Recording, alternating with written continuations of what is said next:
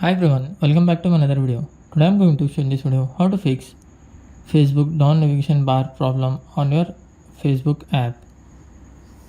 So before going to start the video, if you're not subscribed my channel, please subscribe. So let's start the video.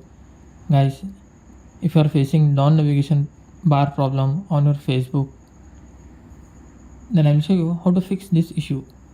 In this, first long press on your Facebook app, then tap on this I button. Once tap on force stop, tap on OK, tap on storage and cache, then tap on clear cache.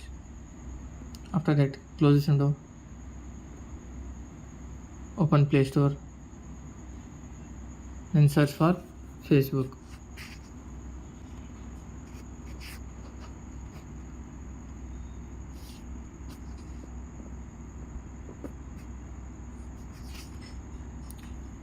If your Facebook app is not up to date, just update it from here.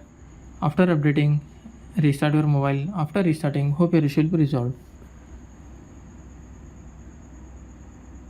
After doing this, still you are facing the issue, then what you have to do, you have to just uninstall your Facebook app and reinstall it again.